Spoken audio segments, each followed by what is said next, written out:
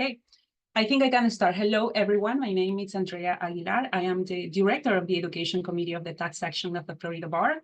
And today we are presenting recent Mexican elections, a new landscape for the wealth industry. The CLE course code is 8575. Again, CLE course code 8575.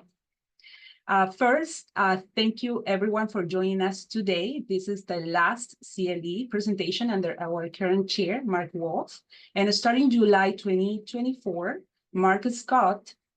Sean Wolf, and starting July 2024, Mark Scott will be assuming his role as the new chair. And we will present to you the new team, new directors for the Education Committee and assistant directors. Also, as always, if you want to present a CLE with us, please send us a message. Also, if you have great ideas for topics, send us a message and we'll be happy to coordinate. Our email addresses are already shared by Whitney. Please check the chat box. And before we start, a couple of announcements. There is still time to register for the organization meeting at Amelia Island. So please go ahead and register. You have until June 29. Also save the date for July 24th. Michael Lamper will be presenting Circular 230-230 and Ethics in the Tax Practice. Okay, now I think we're ready to start, but before we jump into the presentation, I just want to take this moment to introduce our sponsor, MKA, CPAs and Advisors. We have Richard Hayes and Sean Casper to talk about their firm. Please, Richard and Sean, take it away. Sure thing. So I'll kick it off. So MKA, Richard Hayes at MKA, our CPA, is actually an advisor with us, Coastal Investment Company, who has sponsored the Florida Bar tax section for the last couple of years. And Richard's a partner of ours and a CPA on our team. So Coastal Investment Company, that I'm the managing director for, is actually the sponsor. So sorry for maybe the miscommunication there, Andrea, but all good. We're here and we're ready to go. So thank you all for having us. And I think this is maybe our second or third year sponsoring the Florida Bar tax section. And Coastal, what we are at our core is we're our own private family office and private equity real estate investment firm. We're based out of Winter Park, Florida, and we invest in all different types of asset classes from a real estate standpoint, from multifamily across the Southeast, between North Carolina, South Carolina, Florida, Texas, Tennessee.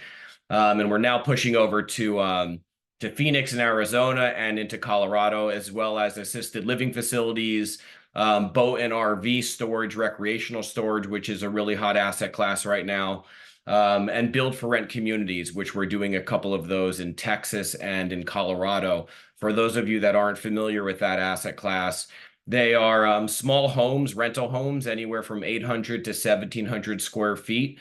Right now, as you know, housing affordability is a really tough time and a lot of people are choosing to rent. So we've been building these smaller rental homes in gated communities with nobody above them or nobody to the sides of them, with a large development group out of Phoenix. So what we do is we're really the equity company, and we go and find the institutional developers that are out there, and we write our own checks and syndicate capital, and myself as a partner and Richard, who's one of our advisors, and all of our partners invest our own capital into the deals. And then we bring in other capital from a lot of attorneys, entrepreneurs, doctors, professional athletes, any type of person that's looking for passive income and capital appreciation by investing in institutional real estate is what we do on a daily basis. And then a small percentage of the investments we go into are venture capital. Today, we're actually closing a deal with a large group, Equipment Share, which Rich can touch base on as well. But so we have the real estate side of the business and growth equity and venture capital we do. And something that we provide as a value to our clients is tax investment strategies, which is where a lot of the tax section has come into play, and some of the attorneys that are part of the tax section that are advisors on our board as well. A lot of times we'll get calls from clients that are coming in and maybe they have a large capital gain. Maybe they recently sold their business and they're looking to somehow offset some of that gain with some specific investments. So we provide different strategies for them when it comes to that. So Richard is one of the advisors who's here today that helps us with that. So Richard, if you just want to touch base maybe on one or two of those and high level, your role with us and what you provide, and maybe some a couple of those options that might make some people's antennas go up here on this call, who are what we call like Rich is on our nerd herd, which are a lot of the people on our board who have the letters in the back of their name. So Rich, I'll let you take it away. Thank you, Sean. I know that we're short on time, so I'll try to be concise, but still raise some antennas. I am a confirmed member of the nerd herd. I'm a career CPA. I've been partners in a few different firms. In the last 10 or 12 years, what working with guys like Sean and Coastal has allowed me to do is really focus on higher level, more strategic tax planning. So with Coastal, I do a couple of things. I do due diligence with sponsors, because everybody on this call knows a tax strategy is only as good as the underlying asset or investment. And then I do work on strategizing, developing, and analyzing tax strategies. At any given time, we might have 8 to 10 strategies that are sort of maybe abnormal and not on the normal CPA's radar. And so let me just hit high level the two sort of silos that we have tax-wise. First of all, most all of our funds are LLCs taxed as LPs, and they usually pay a 7% of invested capital return, but that payment is not taxed because we use partnership provisions. It's sort of a prepayment against the eventual return on that fund. So when people talk about dividend lifestyle, the nice thing about our funds is they return 7% per year, but you don't pay tax till the end of the deal. That's one silo. The second silo is using asset or business-based investing to create losses or reductions on a tax return, where we can actually reduce the overall tax liability for an investor. The one that Sean mentioned today is a really dynamic company, Equipment Share. This is a substantial company, $2.6 billion in revenue, 520 million in EBITDA, but they are actually at their heart a tech company, and herein lies the tax opportunity. You buy equipment, you put it on their platform, and we take advantage of Section 168K to take a bonus depreciation deduction. It's a very unique program. The loss is initially passive, but if you're still listening, the regs under 1.469-5T actually have a viable path to turning that loss ordinary. So this is an incredible program. We use leverage, bonus depreciation, and it's actually quite an impressive program in year one economically. We can actually create a tax savings that is in excess of the initial investment in the program. If you follow that, you're a genius, because there's a lot of information in that quick little snippet. But we do have programs that have qualification requirements and some that have none whatsoever, such as solar tax credits, oil and gas. That gives you a very quick sort of overview of our tax planning. Sean, is there anything else you'd like me to cover? I want to be real concise. No, I think we're good on time. I think we tried to go as fast and high level as we could. If anybody would like some more information, I'll drop my info in the chat, and Rich, if you can as well, and feel free to reach out and you can learn more about some of the real estate investment opportunities we have, as well as the tax strategies that we could help implement for yourselves and your clients. So thank you again for having us, and we'll let you take it away. And Rich and I are going to hang around because we're pretty excited to hear about these changes and how it's going to affect the wealth industry as well. So that's right up our alley. So I don't know who's going next, but Andrea, maybe you take it. Absolutely. Thank you both. Thank you, Richard and Sean. And thank you, Coastal Investment Company, for their support to the tax section. Now, let's go and let's start the presentation. Mauricio Cano del Valle is our presenter today, and I just want to share a couple of information, a couple of words about his work and career. Mauricio is originally from Mexico City. He holds a law degree from the Instituto Tecnológico Autónomo de México, ITAM, a master's degree in law and economics from Complutense of Madrid University, as well as a specialty in tax law from Universidad Panamericana and a diploma in international taxation from Duke University and ITAM. Mauricio has extensive experience working in taxation matters, both for the public and private sectors. He has been a professor at both the undergrad and graduate level at ITAM, with lectures on public policy and economic analysis of the law. He is an author of the book Game Theory and Tax Evasion, published in Mexico in 2006. During his professional career, Mauricio has worked extensively on Mexican taxation matters, international tax planning, inbound and unbound investment structuring, tax treaties, transfer pricing, and tax litigation. Thanks, Mauricio, for being here. Please take it away. Thank you very much, Andrea, and thank you everybody for joining us. Thank you to the Florida Bar for this great honor to be sharing this few minutes with you. The title of the presentation is there a new landscape for the Mexican wealth industry based on the recent presidential election? Mauricio, for interaction. Sure. I believe you're sharing the other screen. We see a small... Okay, sorry, let me just see if I can reshare. Let me know if this works, or is it the same? Perfect. Now we see the full. Thank you. Excellent. Thank you, Andrea. So as I was saying, the title of the presentation is whether we have really a new landscape for the Mexican wealth industry, private client industry. I'll try to point out what I think hasn't changed in terms of the last 6 years where we had AMLO as president here in Mexico. And of course, I will try to outline the few items that I think will change for sure on the new with the new president that has been elected in Mexico.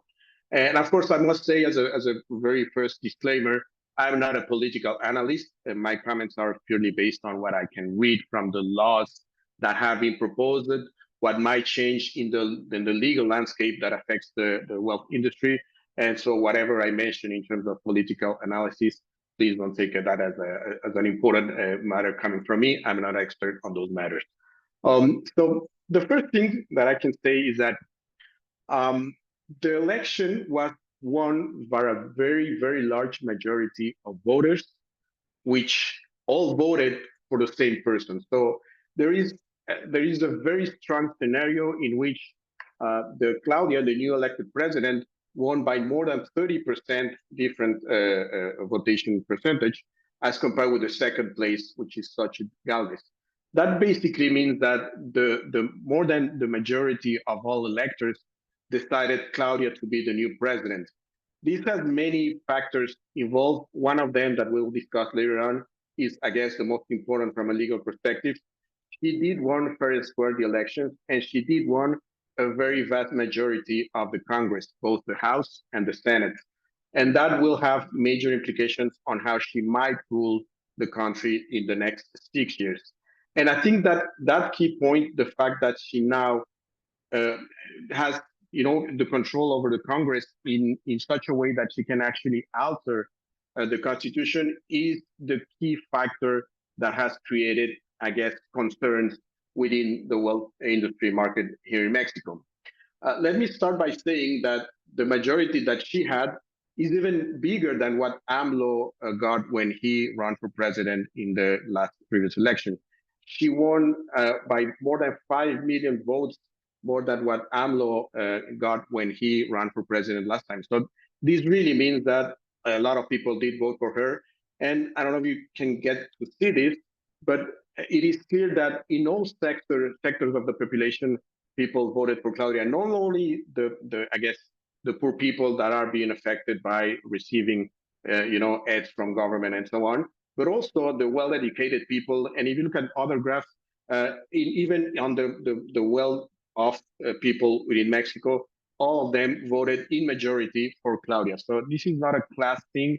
I don't think you can hear this from time to time here in Mexico, that only the populists and the less fortunate people voted for Claudia. I think that's a mistake. I think it is clear in the graphs and in the census that we have in Mexico, it is clear that the whole country did vote for her. Now, even though this was already, I guess, stated in many of the polls that we had to begin with, if you saw the news the day after the election, we had a major crash of the currency exchange. As you might know, the Mexican peso was doing quite strong for the last few years. And then suddenly, after the elections, it did have a bypass. Now it's being brought back to 18 pesos per dollar. But at the moment, we did have a major crash. And also in the stock exchange market. If you can see here in the graph, by June, we had a major, a reduction of the Índice de Precios de Cotizaciones, which is the Mexican stock exchange market indicator. Now, the big question is, why did this happen? Since, as I mentioned, everybody would already discounted the fact that Claudia was going to be the president. I think nobody really believed that the opposition party would have won the election. And then a lot of people did not understand why this affected so much the markets. And what you can read throughout the press here in Mexico and from various political analysts is that this particular item created a lot of concern.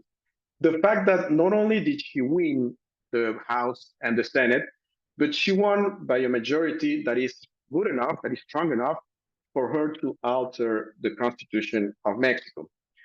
In our House, we have 500 deputies. That basically means that if you get 2/3 out of those deputies, at least in the House, you can pass any type of legal change, but also you can have accepted any sort of constitutional change. And on the Senate, she actually the party got 83 out of 128 votes, which means that she only really needs 3 more votes in order to approve a constitutional change to the Mexican laws and regulations. So, and here's the first item that I want to discuss. With the previous president, they could already change any federal law. They did have a majority, a simple majority, to have and enact any changes in federal law. That is not new under this future scenario with Claudia. What is new is that because they can change the constitution, I guess the major concern in Mexico is that many of the major changes that were tried to be introduced by AMLO's presidency, some of them were actually turned down by the Supreme Court through constitutional relief lawsuits that were enacted by individuals, by citizens, which allow them to actually turn down some of the key proposals that wanted to alter very heavily the way our system works. Now, under this new scenario, this would potentially not be allowed or available anymore to the current regular taxpayer, to the individuals here in Mexico. Since that is the case, then the major concerns that you have is what might be proposed at a constitutional level that would affect heavily how rules work now in the arena of at least the wealth planning or the private client industry. And for that, I will try to differentiate into what has already been proposed and what we think might be proposed in the future. Everything, again, very focused on the private client and wealth industry. Now, in terms of what has been proposed, I want to remember a very important proposal that was made not recently, but in 2023, whereas the Morena party, which is the ruling party these days, wanted to introduce the word progressivity in our constitutional taxation system. All of our taxes are already proportional. As with many countries in the world, people pay a portion of whatever they earn on a yearly basis. But including the word progressivity, according at least to me, and this is something debatable, and I have debated this with colleagues that don't think the same as I do, but including the word progressivity in the Constitution would basically mean that in the future, any law that will create heavier tax rates for people that are well off, or individuals that are earning more than others, would be constitutional just by reading on the new definition. And there wouldn't be any possibility to have a constitutional challenge to any type of taxes or rule that will basically state that we have new brackets for high earners, and we might go to higher percentage of income tax. Remember, individuals in Mexico pay up to 35%. That is the highest possible tax rate that might be paid by individuals. Corporations pay a lump sum 30%, fixed 30%. A new law could be created in order to go even further and have 40 or 45 or even 50% threshold and tax rates for those that are actually earning over the current threshold that we have under the law. This would not be something that could be challenged under the constitutional relief if they do indeed include this word in the Constitution. At this moment, there is no particular initiative on this, but as I mentioned, this was tried to be included in 2023. So I wouldn't be amazed or surprised that they will include this in the new packet reform that will be discussed very soon. On that note, A very important key item to consider that will happen within the next semester is the following. The new president will come into place by October 1st. That's when she actually gets officially enacted as president of Mexico. But starting from September, the new Congress will already be in place. So the legal challenge, the constitutional changes that could be enacted in Mexico could be voted and approved even before she starts as president in Mexico. And if you look at the political scenario, it might well be the case that those proposals would not technically be Claudia's proposal because she hasn't been, she has not taken position as president during the whole September. And so all of those proposals will be basically in the hands or in the shoulders of the current president, which is AMLO. That might have a political burden because some of the changes that are trying to be achieved might not be so popular, and therefore we might see AMLO getting the burden of actually proposing those to be discussed and approved within the month of September. Given the legislative processes that are in Mexico in place, it is very easy to have a proposal being sent to the Congress and having that proposal being accepted and enacted and become enforceable by no more than 4 or 5 business days. If you control the House and if you control the Senate, it is rather easy to have a proposal go through the whole process of being enacted and become enforceable within, again, 5 or 6 days, business days. What does that mean for the private client industry? That some of the concerns that we have in terms of a possible wealth tax, a possible tax on inheritance, a possible tax on donation, could be described or proposed in such a way that some taxpayers would not have enough time to prepare before an initiative that is proposed in this arena. If that were to happen, if they were to stand an initiative in order to try and have them effectively approved within 1 week, there are a lot of assets, particularly non-liquid assets, that could not be protected properly from a legal and tax perspective using trust, fideicomisos, foundations, and so on. I'll discuss that a short time later. But that is one of the key concerns. If new laws are being elected on a fast-track basis, there wouldn't be enough time for individuals and clients, taxpayers, to prepare themselves and shield some of those assets before these new realities. Now, including the word progressivity I just mentioned, that is one of the major concerns. Another thing that has been widely discussed is the judicial reform that he has sent already to the Congress. Whereas I guess the most important changes is that new justices, new magistrates, new judges, federal judges, will now be or need to be elected by a popular vote. The candidates would be sent by the different political forces, the Congress, the presidency, executive power, and so on. But at the end, the vote to decide who shall become justice, and magistrate, or ministry, and so on, will be made by the popular vote. That is, of course, a big change of scenario. Very few countries have this type of system in place. Bolivia is a good example, I guess, of what has not worked before, I have to say it. And the biggest concern is that, of course, the impartition of justice going forward would be highly politicized if those places were to be voted or popularly voted by individuals who don't necessarily have the requirements, the understanding of what is actually required to become a judge, a ministry, or justice in any judicial system. So that's one of the concerns. And a thing that is also attached to this judicial reform is that by 2025, if the laws are approved as proposed, we would have to make a complete new set of justices. So the justices that are now serving under our system will all be fired, and we will have to elect new justices, a complete set of new justices into the system. I think we all might agree that that is not advisable. You need some continuity. You need some people that have been in place for many years.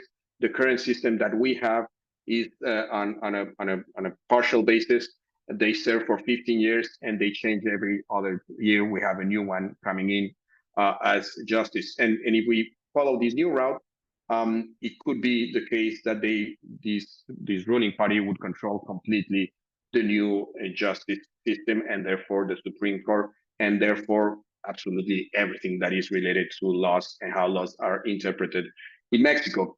If you can read under what I'm saying is that the major concern from a particular or taxpayer point of view is that there will be no control, no way to control whatever laws have been proposed and elected and approved by the ruling party.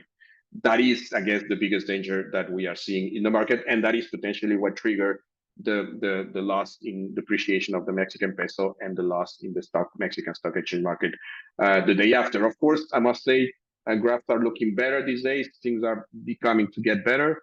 Hopefully, that will stand in the next few months.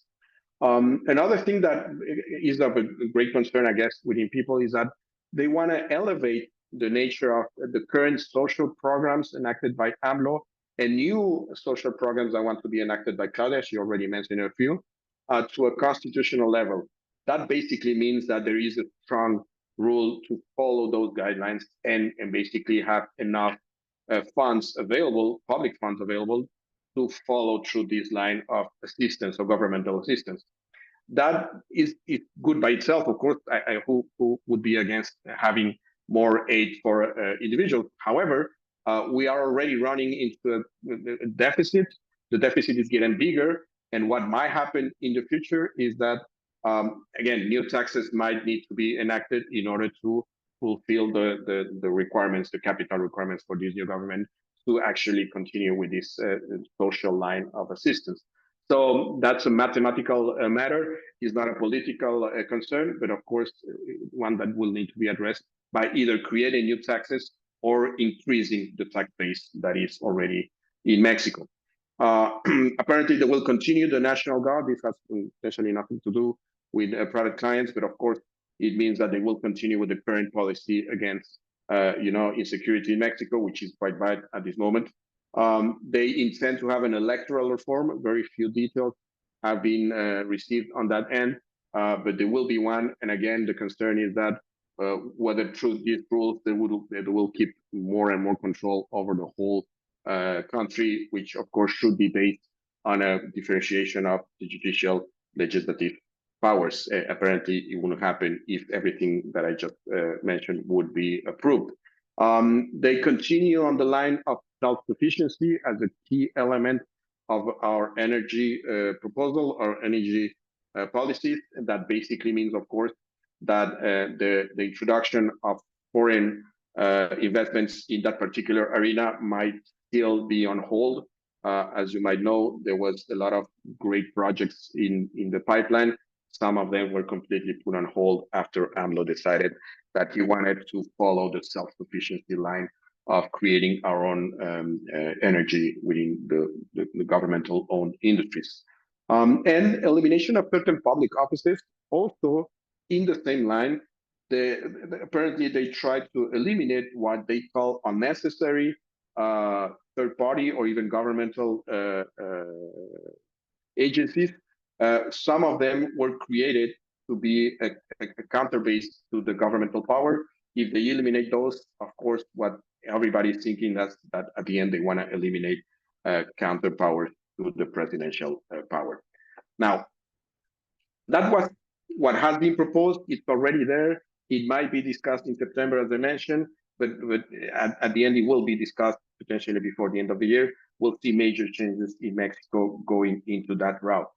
What might be proposed that has been already stated by Claudia in different scenarios, universal grants for children, elementary school and preschool children, which again sounds really good, but we will have to find the money in order to finance this. Universal grants for women, which are between 60 and 64, more money will be needed for that, and many others in continuation of current policies enacted by AMLO. What might be seen in the near future? Progressive taxes. As you know, Mexico is a part of the OCDE. We are normally one of the few countries that are first to apply whatever the OECD proposes in terms of general international taxation standards. We have received various recommendations to include inheritance and gift tax and potentially wealth taxes in Mexico as well. So far, nothing has been enacted on that yet. No formal proposal, no initiative can be read at this moment. However, we strongly believe this will be included in the very near future. As you know, the strongest political power given to a presidential elected as Claudia with this vast majority is very strong within the first and second years. So that's when they usually try to implement their major changes, even if those are not very popular in nature. That's when they usually try to implement. And also because that will create the income that they need to pay for the other stuff that I just mentioned. So we wouldn't be surprised for that to happen within the next few months or at least few years. And if they do decide to enact these taxes, a couple of things that I just mentioned, the whole process could be as fast as within 1 week or 5 business days. And of course, what we tell our clients and any person that is concerned about this is that you should really consider looking seriously at your whole estate planning scenario to make sure that you take proper precaution today and not wait till the end when the initiative is sent to the Congress, because by then it will be probably too late. A couple of items that need to be considered. Very likely, if we have taxes on inheritance and donation, I just stated gift tax, but it would be donation taxes. In Mexico, because how the system works, it is very likely that the tax will be paid by the receiving party. So any tax planning, any estate planning will have to look at how many individuals will actually benefit from an estate, from an inheritance, how many people will actually receive donation from a particular individual. Because if you look at the rules, you will have certain threshold of exemption, potentially between $1 and $1.5 million, maybe, exempted from this type of taxes. And so if you add up, let's say I have 5 children and you will have 20 millions exempted under inheritance and donation tax, that will roughly mean that I can dispose, or I can keep at least 100 million in my own personal name without being in danger of having to pay an estate tax my children when they receive that inheritance down the road. Now, having said so, if your assets are well above those limits, then of course you need to start planning.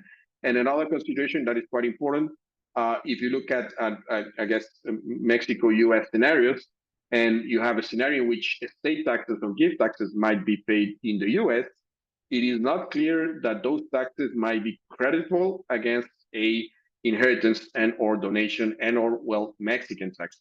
Again, because in the US, as you guys know better than me, taxes are paid by the sending party. And Mexico, taxes will be paid by the receiving party. So there is no really double taxation matter to be considered there. Of course, a treaty might be signed between Mexico and the US to deal with it. But at this point, I don't think there's anything written yet on this. So that would be a very catastrophic scenario in which you might have to pay 40% estate tax in the US, and then let's say another 30-35% in Mexico on a non-well-planned estate scenario. You can imagine how disastrous can that be for any particular family. Now, on wealth taxes, we haven't had not even an initiative that we can read, but of course we have the Argentina case, which is quite close to Mexico, and could be something to look upon when somebody decides to send a proposal here in Mexico. As I'm sure you're all familiar with, in Argentina, the treatment of the wealth taxes was quite dangerous in the sense that it would make you pay on the gross amount of your assets. So let's say you have back-to-backs and then you have some debts which you use to invest more and so on. At the end of the day, you have to accumulate all of that in order to pay the wealth taxes. You ended up paying effective tax rates well above what was written in the law. That's one thing. And another key important thing that we saw in Argentina is that even wealth or assets that were placed under irrevocable discretionary trust a long time ago, many years ago, even decades ago, according to Argentina's legislation, would have to be included in your wealth calculation in order to come to your mark-to-market value of your assets. So, of course, quite dangerous, because as I'm sure you're familiar, Mexicans for quite a while had structured their wealth based on either irrevocable structures, trust, foundations, even PPLIs and things of that nature. Those type of structuring, which were quite familiar, quite used in the 90s and 20s and so on, I think will now be in danger if we have a wealth tax that is similar in nature of what Argentina enacted back in the day. Another thing that might come into place is a generalized audit program on whatever information has been exchanged through FATCA and CRS. The latest official figures that we had on FATCA, not on CRS, but just FATCA, based on the first year of exchange that we had with the US, of course, stated that Mexico received over 500,000 accounts, account holder data on that particular first exchange. And that was many years ago, as you know, and then CRS came in. So a really rough estimated that there are a couple of millions, at least, Mexican individuals and or Mexican corporations that have been reported under FATCA and CRS.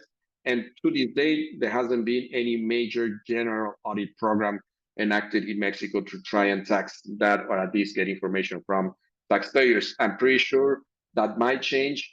We have nowadays in Mexico what we call a buzón tributario, which is basically an inbox that is activated before the Mexican authorities. They can just send you an email to all of these million of taxpayers database with a very, I guess, aggressive few lines stating, hey, we know you have assets abroad, you have 10 business days to come clean or state whatever you have paid already in taxes.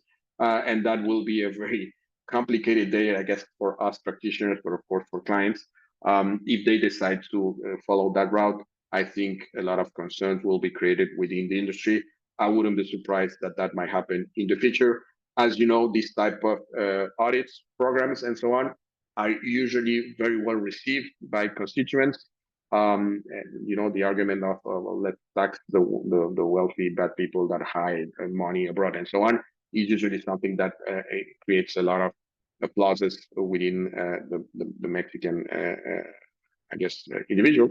And so that might be in the same line of what this new government will bring into the country. Now, there's a lot of concerns, I guess, I've heard even from clients that were well informed on whether Mexico will have governmental seizures, on whether private property will be eliminated, on whether people owning 2 or 3 houses will have the second and third one taken away from them. I think we are very far away from that. I still don't see this government enacting any of those type of rules. Hopefully, I will not be proven wrong. But honestly, I think if we get to that point, a lot of bad, horrible things would have happened before actually getting to this nasty, ugly place. So I think that those are not, I guess, well documented, and that is not really a threat. Now, what are the key takeaways that I can think might be considered by practitioners such as you in this context? If we are facing clients that are worried about the potential new inheritance and gift taxes, even wealth taxes, I think it is, as I mentioned before, it is the best possible plan to start thinking about that, start discussing this with their advisors. We use a lot of Mexican fideicomisos, mostly for Mexican cited assets, and we use a lot of trust, US trust potentially, for non-Mexican source assets. We had a major reform in 2020. This rule came in 2021, although it was enacted in 2020. That states basically that you can, these days, you cannot actually contribute Mexican source assets such as Mexican real estate or shares of Mexican companies into a foreign trust, any type of trust that might trigger taxes in Mexico at a 25% rate of the market value of those assets. So we try to discriminate and we try to have Mexican source assets placed under Mexican fideicomisos, and then everything that is foreign in nature or liquid in nature might be placed under foreign structures. Those structures to begin with can be set up as fully revocable, and so taxation still falls within the hands of the settlor or the grantor. But we have already in place certain rules that would allow us for us to very quickly, very effectively renounce to those reimbursement rights, to those revocation rights, in order to make those arrangements fully irrevocable. And based on the lecture of current Mexican law, that would basically mean that you have created a donation before the commencement or the entrance into force of the new law that would tax donations and or inheritance. You do that in such a way that that donation is technically, and from a field tax perspective, being made to the second or even third generation, which is under current rules fully exempted from income tax. So that is something that is heavily used by many of the families we work with. I advise you to start having this discussion with clients already. Regarding potential wealth tax, as I mentioned, the Argentina case gives us a big question mark on whether actually trusts and or fideicomisos would be strong enough for you to fight any type of taxes of this nature. Of course, there's no way to know this unless we actually get a reading on any specific proposal. But I think going to the route of shielding the assets under fideicomisos and or trust is already a very first starting point. And from there, you can construct different, solutions depending again on what the initiative might say. So that's what our take is on it. What about PPLI and or other type of trusts or foundations in foreign countries? I think that those might work as well. Of course, you need to be very clear in the sense of what you wanted to achieve. Basically, is to create distance between your clients and the assets, and making sure those assets are not considered anymore part of the estate of your current clients. You can have that by using PPLIs, of course. You can have that by using trusts and foundations, even funds, but normally requires a setup that is designed together with a trust or together with a fideicomiso in order to have the proper rules in place and the proper shielding of the assets going forward. Now, regarding potential audits, also, if you wait till the moment in which authorities might send this long email based on CRS and FATCA, it might be too late to create a proper defense file to make sure that you can prove to the authorities that you have duly reported your assets, that you have paid taxes in Mexico on a yearly basis properly. You need a lot of documentation in Mexico. The Mexican rules require you to have Mexican accountancy on any foreign structure. So even if you have financial statements for that foreign structure, the foreign trust and so on, you need to have those tropicalized or Mexicanized under current rules. That takes a lot of time. And if you don't do that properly with enough time, you might run into a situation in which those 10 or 15 business days that the authority might give you in order to send whatever you think is needed will not be enough to create your defense file. And in other arenas, what we have saw is that if you get audited, and let's say the foreign trustee gets a notification that an audit is in process in Mexico, many times the foreign bank or the foreign trustee would simply cut communication with the clients. It's incredible. We've seen this before. I'm sure you had similar cases in your end. And that basically means that it becomes really hard, if not impossible, to get the proper documents that you need in your files, such as the trust deed, any amendment, deed contribution, appointment of a co-trustee, corporate trustee, and so on.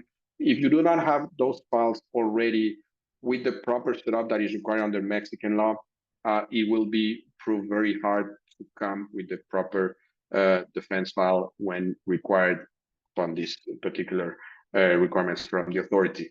And if you have any client, or if you know of any person that is in doubt of whether there is still something to be paid in terms of taxes in Mexico, this is a very good moment to regularize whichever assets or portfolio are held abroad.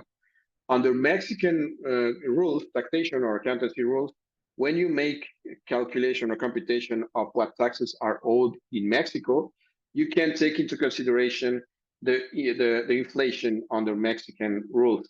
And so basically you take into consideration your acquisition price in the historical Mexican pesos currency exchange rate under which you actually started your investment. You can apply Mexican inflation to that original price, and then you take into consideration the current Mexican value price of your assets. Because Mexican peso is still appreciated against the US dollar, not as heavily as a few weeks ago, but still appreciated.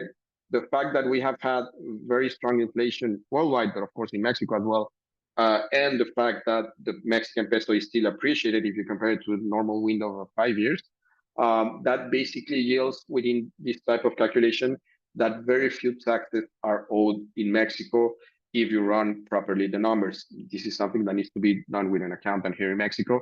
And we have seen in many, many cases that the actual payment of taxes that is due under a regularization process is quite low, in the order of 0.5, 1, or even 2% of the total value of the assets. So this is a very good moment to discuss this with clients. If they want to use this opportunity, the context, the financial context, to come clean, it's just a matter of filing returns within the Mexican authorities and paying whatever is owed for the taxes or the years in which a profit was made under this calculation scenario. Now, if the concerns of your client is more of a political nature, then of course, thinking about the trust and the fideicomiso and so on, I think becomes quite relevant in the context of being able to kind of shield assets abroad outside of Mexico, and therefore fideicomisos could be used, but are not the best scenario. Most clients would like to have everything abroad, even though they're reporting it in Mexico, even though they're paying taxes. They would prefer to have a more stable political system on board, where they park their assets, of course, not in Mexico. This is, again, for those that are really concerned that things might run really bad in the near future. I am not concerned in that sense, but if clients have that concern, of course, we need to oblige as advisors and find this particular solution. What normally works? Well, trust very well, and normally you would look for a jurisdiction. In the US, you have many, of course, that have very strong asset protection rules that will allow you to have very strong cases in case somebody wants to grab those assets in the future. Either those are third parties, creditors, or even the government under any type of seizure. So you would try and find the best possible jurisdiction for this. And if what you're trying to shield is the Mexican corporation, the Mexican family enterprise, then of course you might look into the International Investment Treaty protections treaties that Mexico has signed with many other countries. But of course, something that I mentioned always, clients that are looking into this, that does not mean that your assets cannot be taken or seized by the government. That just basically means that if they get seized by the government, you are allowed to find reasonable compensation on market value, and that market value will be decided by a foreign set of decision makers. So you wouldn't have to worry about the price, the market price being defined by the Mexican government, which is normally quite low, the value that they would pay you here. So that's I guess the best scenario you can get in terms of getting that type of protection. And of course that creates, I guess, a nuisance for governments to try and first seize assets that are in Mexico instead of trying to get assets that are held by foreign corporations. And of course you have to comply with all of the requirements, substance requirements, in order to fulfill the needs of the applicability of these treaties. And on a personal level, what we have seen a lot is clients looking to get either a second residence permit, some type of immigration visa, and or even those that are going the whole 9 yards and trying to get tax residency abroad. And the ones that are looking at tax residency abroad might want to try and also renounce their Mexican tax residency. And we've got a lot of questions on this particular item. It is not as easy as people would think. In order to get rid of the Mexican tax residency status, you need to fulfill various rules in Mexico, which all are pointed to the concept of the center of vital interest. We abandoned many years ago, over 15 years ago, we abandoned the very strict notion of how many days do you spend in Mexico in order to determine whether you're Mexican tax resident or not. These days, the rule would look at whether you have your center of vital interest in Mexico or abroad. And this is for individuals that keep a domicile in Mexico, but have a second or further domicile abroad. And you have to also be able to prove, in order to file your exit return, actually, that you have acquired a tax residency in a country that is not a tax haven under Mexican current rules. And or if, be it a tax haven, at least it has signed a treaty of comprehensive exchange of information with Mexico. we have a very clear list of which countries fulfill that requirement or not. But what I'm trying to say here is that it is not easy for any individual to prove that their center of vital interest is not located in Mexico anymore if they get a domicile here, if their main offices are here, if their family is still here. And so any type of tax exit strategy that requires clients to lose their Mexican tax residency will not be effective unless they actually decide to move out of Mexico, have an office abroad, have all of their major day-to-day activities abroad, the family abroad, children going to school abroad, and all of those things that will add up to have a proper, strong defense file and say, hey, I did in fact leave Mexico. Now I'm not a Mexican resident because my center of vital interest is abroad. Another key item to consider is that over 50% of your yearly worldwide income should be non-Mexican source. That's another thing that has to be taken into account for those looking into leaving the country from a tax perspective.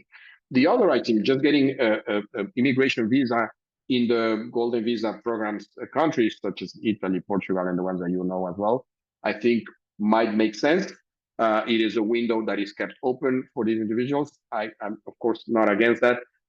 It does create further possibilities if things get really bad, which again, and I'll close with this comment, I don't think things are going to get really bad. I actually think Claudia is very well prepared and she has every opportunity to do great for the country. She has the Congress, as I just mentioned. She can change whatever she wants. Let's hope she does it for the better of the country, and let's hope she does follow her instincts, which I think, again, she's very well prepared for the challenge that she's facing nowadays. And I think with that, of course, a disclaimer, I wouldn't be a lawyer. Not a disclaimer as well, I am a Mexican attorney. I, of course, do not provide advice in any sort of rules or legal rules in any other countries. And with that, I say thank you. And I think we open, Andrea, for questions. Great timing. Yes, Mauricio, we have a question. So do you want me to read it? Sure, absolutely. Perfect. Regarding asset protection, if real estates based in Mexico are owned by a Mexican trust where the main BO, beneficial owners, or beneficial owner is a US or foreign corporation, could that serve as a blocker to protect those assets? As a blocker to any Mexican imposition or as a blocker to, let's say, US estate tax and so on? So we're talking about Mexican real estate, right? So yes, as a protection. I'm sorry, if Mexican real estate has been contributed into a Mexican fideicomiso, then the key question to address is whether the individual that actually contributed the real estate into the trust, does he or she kept a right to reimbursement, a right to recoup those assets from the trust, the Mexican fideicomiso, without limitation? If the answer is yes, then those assets are still considered to the grantor, very similar to the rules of the grantor trust here in the US, whereas, as I believe, assets are held directly by the grantor if this is a revocable trust.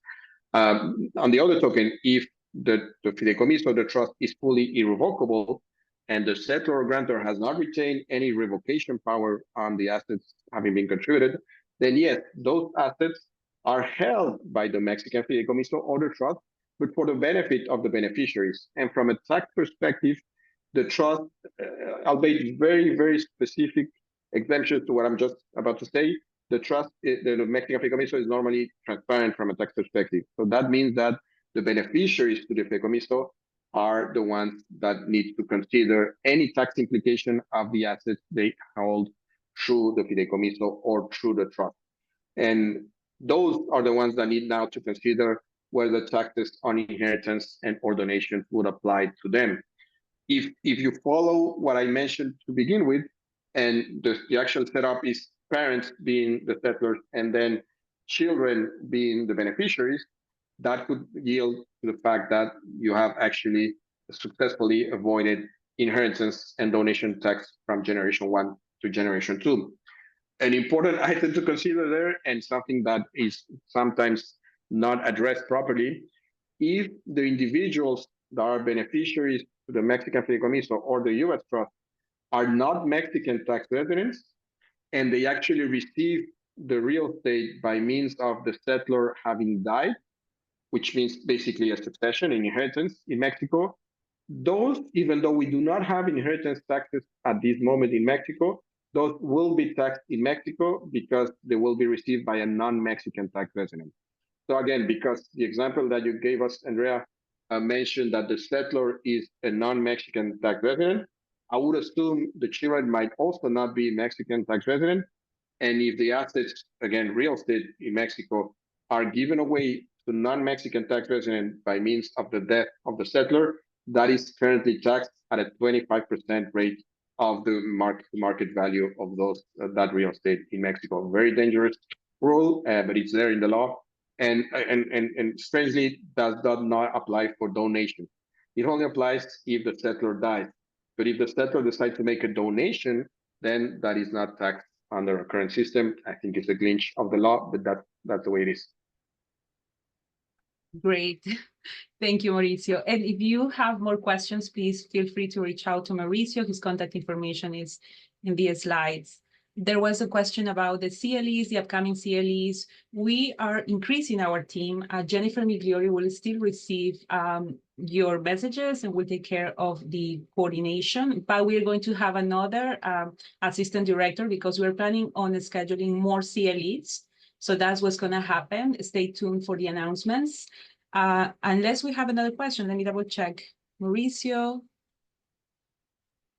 No, I think that's it. I just wanted to thank again our sponsor, Coastal Investment Company, and Richard and Sean had to stay with us. Thank you for staying during the presentation. Unless you have final words, Mauricio, we can end here. No, again, thank you very much for having me. Happy to discuss anything further. I think you have my details. Open for any discussion. Great. And the CLE course code one more time is 8575, 8575. Let me see. Yeah, no. Thank you everyone for attending this CLE session. See you next time and happy holidays if you're celebrating 4th of July, if you're traveling, safe travels. Bye now. Thank you. Thank you all. Bye-bye.